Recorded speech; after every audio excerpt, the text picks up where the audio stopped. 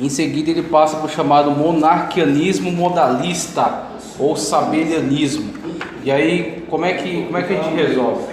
Então, como é que a gente resolve esse negócio? Olha a tela ali, ó. Pode ser, tudo bem? Tá bom? Débora, aula de sábado à noite, você tem como vir? Oh, maravilha, vamos lá. Por enquanto tá dando. Pode ser, tudo bem? Ed, aula de sábado à noite, você tem como vir? Aqui, ó. Você tem as demonstrações em imagens, né, acerca do entendimento da Trindade, do triteísmo e do monofisismo. Então, a primeira imagem que consta ali, lado direito e lado esquerdo, meu lado esquerdo ali, ó, nosso lado esquerdo, você tem essa figura que tenta demonstrar da melhor maneira possível o que é Trindade, tá? Então a gente vai partir daqui a pouco para maiores definições, mas somente um recurso ilustrativo, onde você tem o conjunto total, que é o círculo maior, Deus, ok? Em essência, um só Deus, nós adoramos um só Deus, só existe um Deus, não existe Deus fora dele, ok? Mas dentro de Deus, a essência Deus, que é o círculo maior, você tem, independentemente ali, as figuras, né, do Pai, do Filho e do Espírito. Então eles são perceptíveis, cada um é uma pessoa diferente da outra. Tanto que o pai pode falar tu para o filho, tá certo? E falar eu para si mesmo. O filho pode falar tu para o espírito e falar eu para si mesmo. Então são três pessoas, mas essas três pessoas estão dentro de uma só essência, que é Deus. Então, em essência um Deus, em pessoa três pessoas. E aí você tem esta junção entre as pessoas, que em teologia é chamado pericorese, no qual eles estão plenamente unidos. Então nada que o pai faça está em contradição com o filho, nada que o filho faça está em contradição com o espírito. Por quê? Porque eles são a harmonia mais perfeita de todo o universo. Não existe no universo uma harmonia que seja tão perfeita quanto na Trindade, ou na triunidade, que é o nome melhor ainda. Ok? Então, eles nunca podem estar em contradição, nunca podem estar um contra o outro, porque eles participam de uma mesma essência, tá? Então, isso é Trindade, só existe uma Trindade, não existe Trindade no hinduísmo, não existe Trindade nos deuses egípcios, não existe Trindade em qualquer uma outra manifestação. Por quê? Porque não existe em nenhuma das outras religiões, mesmo que apresentem três deuses, trabalhando em conjunto, eles não perfazem um só Deus, eles são sim três deuses. Então o que existe são triteísmos. Triteísmo você tem Horus, Set e Ra. Você tem Vishnu, Krishna e Shiva. Você tem vários triteísmos aí espalhados pelo mundo. São três deuses que trabalham em conjunto, mas eles não perfazem um só Deus, somente a Trindade é um só Deus. Então triteísmo é do meio, ó. Então seria uma visão triteísta em relação a Deus, que é uma visão incorreta, como o autor nos exemplifica aqui, que foi manifesto por alguns hereges. Alguns hereges manifestaram essa ideia triteísta. E a última que está aqui, na extrema direita, é o que ele coloca aqui como monarquianismo modalista. Monarquianismo modalista, ou sabelianismo. Esse monarquianismo, o mono, de monos, de único, modalista, porque esse modal é mudança, transformação. O que ele quer dizer com isso? Que existe só uma pessoa. Veja, ali são três pessoas em uma só essência. Aqui no monarquianismo modalista eles dizem existe só uma pessoa, e essa pessoa às vezes aparece como pai, às vezes aparece como filho e às vezes aparece como espírito. Aí onde entra, muitas das vezes, quando a gente vai tentar explicar Trindade numa pregação, dar um exemplo, uma coisa assim, muitas das vezes nós estamos dando exemplos modalistas e não trinitários, por causa da dificuldade de explicar a Trindade. Então o modalismo, ele diz só existe uma pessoa, e ela às vezes se manifesta como pai, se manifesta como filho, se manifesta como espírito, que é onde ele vai empregar um termo muito interessante, que é o termo prosopon. Prosopon é como uma máscara, uma face. Então é como se fosse uma pessoa que tivesse três máscaras. Isso é monarquianismo modalista ou sabelianismo. Sabélio, pode ser tudo bem? Bom, aula de sábado, o senhor viria sábado à noite? Então, monarquianismo modalista, como eu expliquei, é uma distorção do entendimento da Trindade, onde você tem uma pessoa com 3 máscaras. Então, isso é monarquianismo modalista. Sabelianismo, porque o primeiro que defendeu isso de forma teológica foi Sabélio, tá? Sabélio era um cristão que, na verdade, no primeiro momento, a intenção dele era defender a deidade, a divindade de Cristo, defender que Cristo é Deus. Então, quando ele começou a defesa dele, muitas pessoas gostaram. Por quê? Porque ele estava defendendo que Cristo é Deus. Só que na defesa que ele fez, que Cristo é Deus, ele foi longe demais e ele disse que na verdade só existe Jesus. Que Jesus uma hora se manifesta como Pai, uma hora se manifesta como o próprio Jesus e uma hora manifesta como Espírito. E aí onde entra a heresia que é defendida até hoje pela Voz da Verdade.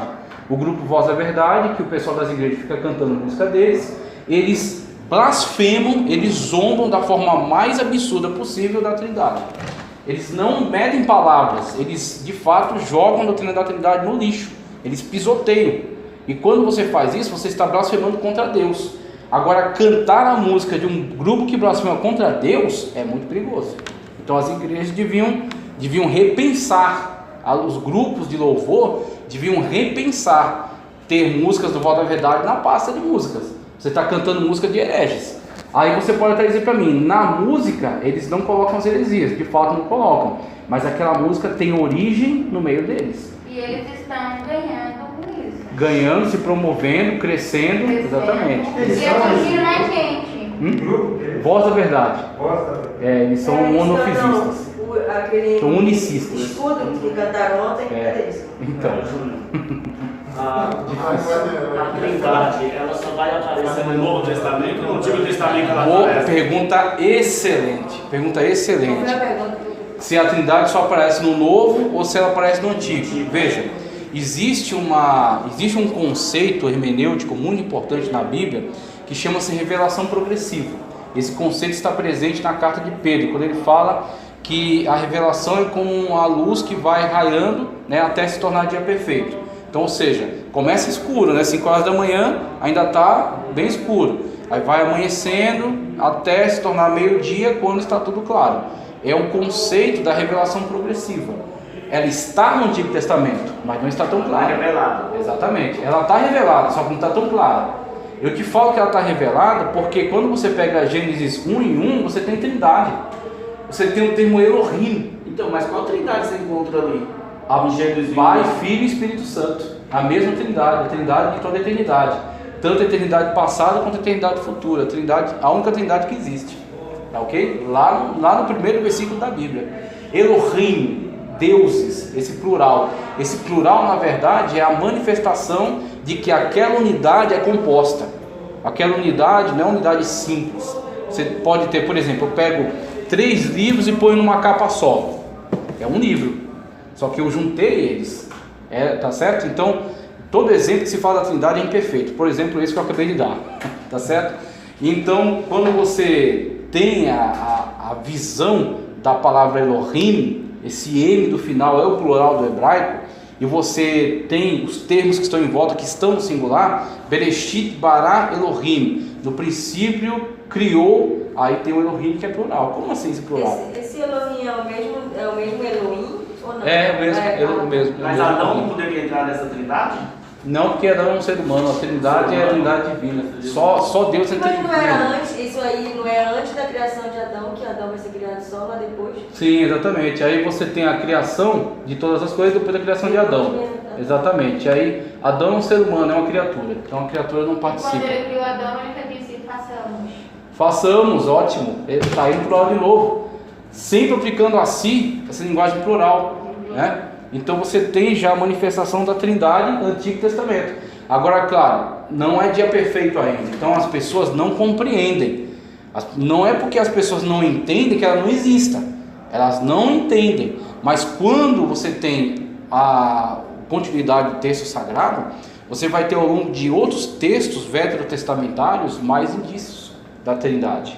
Isaías, por exemplo, olha só que negócio extraordinário. A gente não prestava atenção nisso. Os serafins clamavam: Santo, Santo, Santo é o Senhor dos Exércitos. Alguma coisa está à toa na Bíblia? Santo Pai, Santo, Filho, Santo, Espírito Santo. Os serafins clamavam, coisa extraordinária, né? Então você vê, a Trindade vai sendo revelada ao longo do Antigo Testamento, e no Novo Testamento ela está totalmente, né, clara, manifesta. Então você tem, triteísmo é um erro, monofisismo, monarquianismo modalista ou sabelianismo, é aquele outro erro ali. Aí ele vai começar a discutir Trindade aqui, de fato. Só o texto que eu coloquei em tela diz o seguinte, o trinitarismo é uma doutrina fundamentada nas verdades bíblicas da revelação das pessoas do Pai, do Filho e do Espírito Santo, e mesmo que a palavra trindade, entre aspas, né, ou triunidade, não esteja presente, escrita no texto bíblico, da mesma forma que as palavras onipotência, onipresença e onisciência não estão. E mesmo assim entendemos, e até os testemunhos de Jeová reconhecem, entendem, que Deus é onipotente, onipresente e onisciente, porque quem usa mais esse argumento contra nós são os TJs. Onde está a Trindade na Bíblia? Mostra para mim. Aí você pergunta, onde está a onipotência na Bíblia? Onde é que está a onipresença e onisciência? Também está escrito. E mesmo assim nós temos a plena convicção de que Deus é onipotente, onisciente e onipresente. A partir do que? Fundamentação bíblica. A palavra, termo técnico não está, mas a fundamentação está toda lá. Então o termo técnico, ele resume toda uma larga fundamentação. É para isso que serve o termo técnico, porque você aplica aquele termo, por exemplo, vade-mecum. Se eu disser vade-mecum, você sabe que é um calhamaço desse tamanho de leis, contendo ali lei penal, código penal, processual penal, civil, processual civil, e por aí vai. Então você sabe, vade-mecum, o termo técnico, refere-se a esse código de leis. Então, da mesma forma, a questão da Trindade. Assim entendemos que Deus e só Ele tem essas características.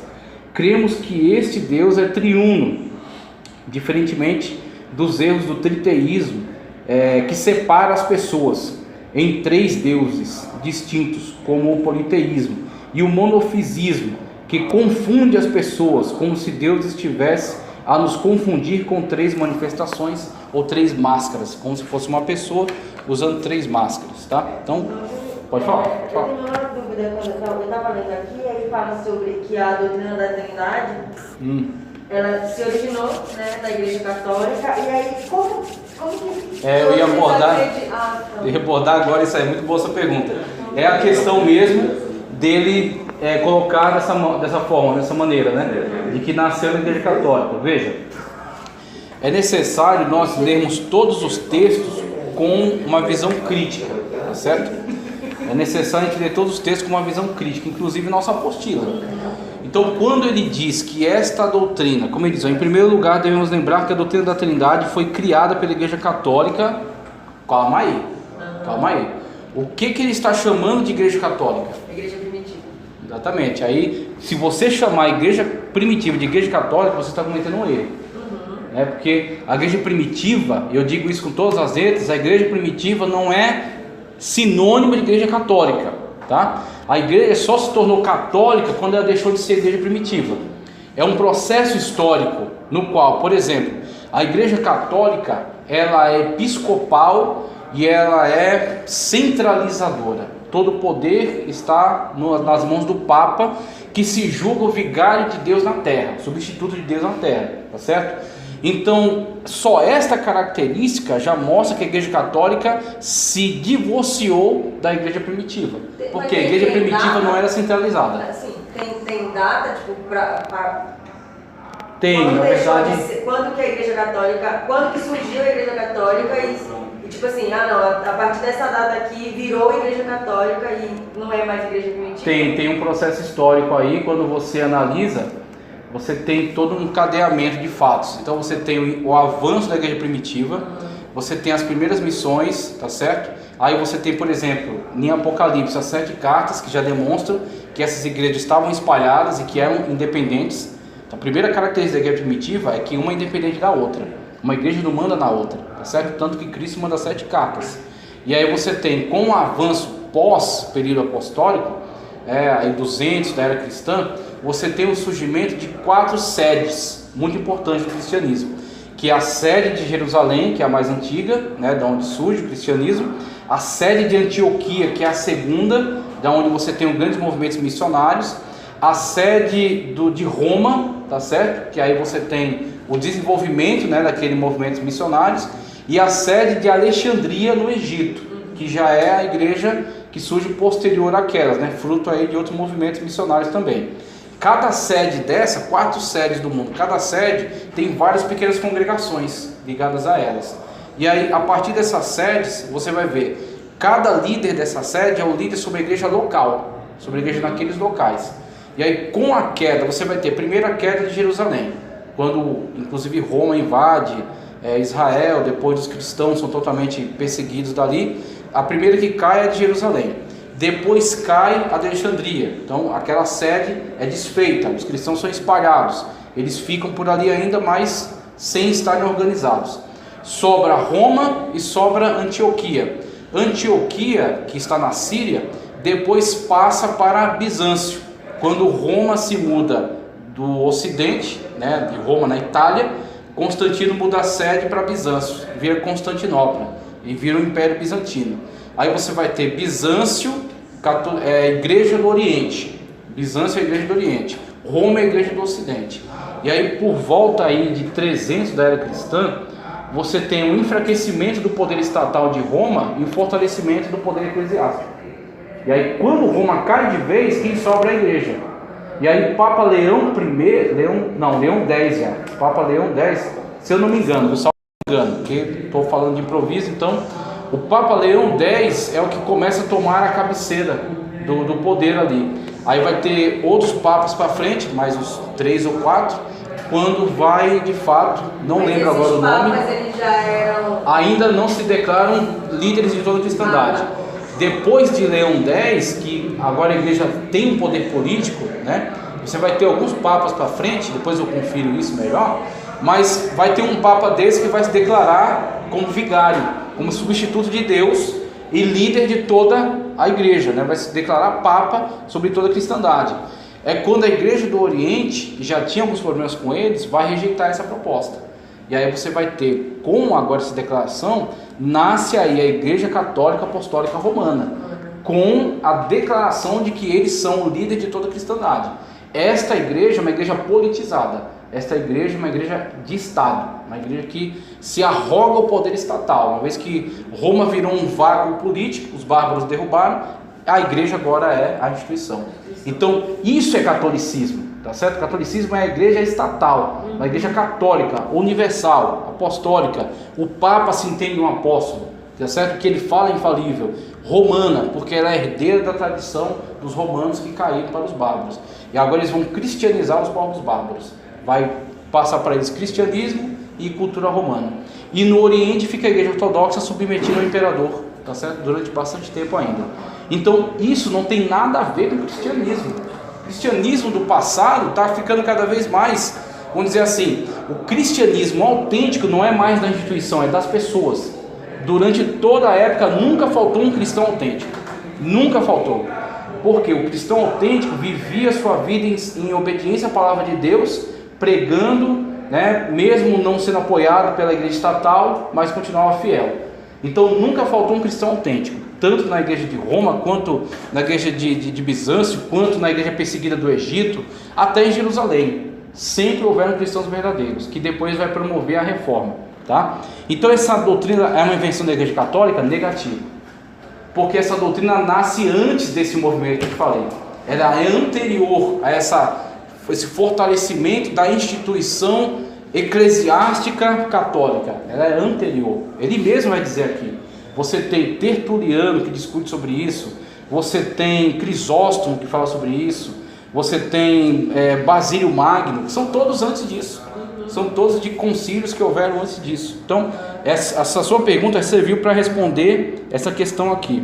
Ele discute também em relação a alguns termos que são empregados, principalmente primeiro, segundo, terceiro parágrafo. Ele vai criticar a questão do uso dos termos hipostasis e ousia. Temos hipostasis e ousia. O que é hipóstase ou hipostasis? É o que para o latim, tá certo? E depois para o português vai ser traduzido como substância. Substância. E ousia é essência. E aí, claro, quando você começa a falar sobre isso, está falando sobre Deus. Você não vai acertar. Você não vai conseguir definir a coisa. Então o que eles fizeram? Eles tomaram emprestado. Eles tomaram emprestado da filosofia, tomaram emprestado do que havia na época. O nome igreja é um nome emprestado também. Não adianta ele ficar com tanta coisa em relação a esses nomes. Inclusive eu leio um texto de Calvino, onde Calvino justifica o uso desses termos. São termos emprestados. Então você não pode pegar esses termos e ver o que eles significavam na cabeça dos filósofos. Por quê? Porque ele foi tomado de empréstimo para cá. Você tem que ver como a igreja está usando. A igreja usa hipóstase ou hipostases para a pessoa. É a pessoa do Pai, é a pessoa do Filho, é a pessoa do Espírito. A hipóstase, a hipóstase, a hipóstase. Então são as pessoas. O Pai, por exemplo, tem uma atuação específica na criação. O Pai decreta a criação de todas as coisas. O Pai está reinando no trono. O Filho, ele tem uma atuação específica. O Filho cumpriu o plano da salvação que o Pai havia decretado, cumpriu em si mesmo, tá certo?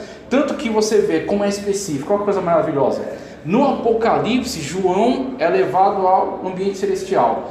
Quando ele vê, né, ali naquele meio de glória, ninguém foi achado digno de abrir o livro. Uma coisa extraordinária. Já parou para pensar nesse negócio? Ele fala uma coisa dessa? Ele está no ambiente celestial. Ele diz que ninguém foi achado digno. Cadê o Pai? Cadê o Espírito? Né? Então é um termo, é uma aplicação muito ousada. Aí ele diz, somente um é digno de abrir o livro, né? O Cordeiro que foi morto. Por quê? Não que o Pai ou o Espírito sejam menores do que o Cordeiro, mas foi o Cordeiro que desceu, mas foi o Cordeiro que encarnou, mas foi o Cordeiro que entregou sua vida na cruz do Calvário e levou os pecados sobre si, tá certo? Então é a ele que compete. Então o Cordeiro é diferente do Espírito, o Cordeiro é diferente do Pai, tá certo? E existe uma atuação do Espírito, por exemplo, hoje, o Espírito Santo quem comanda a igreja, o Espírito Santo que desceu no Pentecostes, tá certo? Então tem uma atuação específica de cada um, por isso os termos hipóstase, né, para cada um dos três, ousia é o que unifica os três numa só essência. Eles são três pessoas, mas eles não são três deuses, eles sim um Deus. Inclusive, ele, só uma coisinha, ele critica aqui também uma espécie de exemplificação, querendo reproduzir que as exemplificações matemáticas sobre a Trindade não são lógicas. E aí ele coloca o exemplo do 1 mais 1 mais 1. 1 mais 1 mais 1 somados 3. E aí daria um erro, porque não são três deuses. E aí, claro, vai depender, e isso eu estou falando por causa do exemplo que eu vi em Paulo Romero. Paulo Romero falou, depende de que ponto de vista você olha.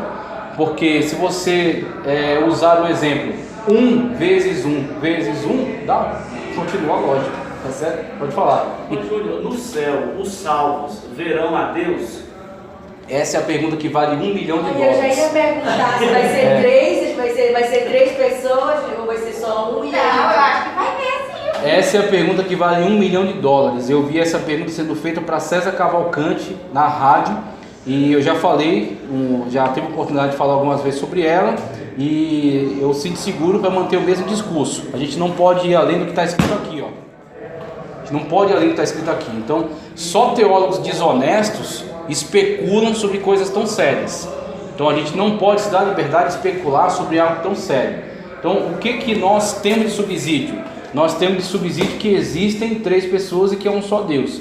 Mas acerca do como será, tá certo? Do modo como isso será visualizado, eu não tenho. Então como é que eu vou trabalhar em cima de algo que não foi me dado? Então é um mistério de fato que será desenvolvido na eternidade. Agora, nós temos, são três pessoas, é um só Deus. E aí nós temos algumas visões de João. João vê o Cordeiro, por exemplo. João vê trono do juízo. Então, o que nós temos é pouco, é escasso. Nós não temos, por exemplo, a entrada dos salvos depois do arrebatamento. Qual é o quadro da situação? João não se preocupou em dar. Deixa eu achar o teu carro aí, tá? A luz acesa, vai aviar a bateria. Eita Deus. Amém. Certo. João não se preocupou em detalhar como será após a nossa entrada. Depois que os salvos entraram, eles foram para a mesa do banquete, eles viram tal, assim, assado, não. São só flashes, né? Tipo, É. eles foram arrebatados, eles Isso. foram pra ceia e Exatamente. esse intervalo. Não tem, Porque não na tem, visão não de tem, João, não lá tem. em Apocalipse 4, ele Sim. viu um brilho de jaspe, se eu não me engano, É. que seria o de Deus. Sim, é. Então por isso que eu fiz essa pergunta. Eu sei. Porque nem os anjos, os 12, os 24 anciões, não conseguiam adorar a Deus, mas não conseguiam enxergar a Deus. Só viu o brilho, a luz. Um grande brilho, Não viu uma refulgor, pessoa né? lá física, Verdade. humano. Aí o que Mas acontece? Tem algumas questões, por exemplo, aquela visão que João teve estava relacionada a um período ainda anterior à nossa entrada, porque João, logo em seguida da cena, vai ser a abertura do livro e os juízos, cavalo branco, cavalo vermelho, cavalo preto, cavalo amarelo, depois, né, os outros juízos que virão. Então aquela visão anterior à visão que nós estamos buscando, que é a nossa entrada no céu. Mas porque a Bíblia fala que nós vamos ter o corpo transformado, né? É. Então a gente vai ter um corpo glorioso. Sim, Né? Não que seja um corpo igual de Deus, não. mas é vai ser semelhante a Cristo, Vai né? ser diferente do que a gente é hoje. Mas Sim. quando João teve a visão, ele ainda tinha a visão de humano. Ele veio arrebatado pelo Espírito Santo. Mas, Sim. eu não sei se foi na hora de escrever, eu sempre imagino que ele tentou trazer as coisas, né, para o nosso entendimento. Ele Sim, fez o conseguiu máximo colocar as coisas que os humanos conheciam. Exatamente. Então talvez, Por pelo exemplo, fato dele não saber como descrever. ele deu o exemplo, isso aqui é semelhante a. Isso, Isso porque aqui é a semelhante gente a. fez mais bonita. Pode falar. Ele era aquela figura anterior, onde entra Sim. daí. Sim. Se ser pai do teu filho. Ah, sim. É o que inclusive eu ia falar agora. Pode ser o bem? E o próprio Jesus falou. Aquela passagem lá no canal, você anda, quem vê o pai, Vê o filho. Exatamente. Quem vê o filho, vê o pai. Com Filipe. Aí, sem ir muito longe, que a especulação sempre é um risco, não tem segurança, mas pensando logicamente, né? Nós, no estado que estamos hoje, nós vemos pouquíssimo. Nós vemos apenas o plano físico, o plano material. Não, a pergunta foi quando a gente não vê mesmo, né? Sim, exatamente. Aí eu estou construindo o argumento. Veja, no plano atual, nós vemos pouquíssimo. Nós vemos pouquíssimo. Então, quer dizer, existe todo mundo espiritual que está convivendo conosco sem nós vermos, né? Por exemplo, nós temos aqui uma situação na qual seres espirituais estão se movimentando ao nosso redor, sem que nós vejamos. Cito, né, Geazi e Eliseu, quando estavam cercados pelos exércitos, né, e Eliseu clama a Deus e abre os olhos de Geazi. Aí ele vê que os exércitos do Senhor estão ao redor.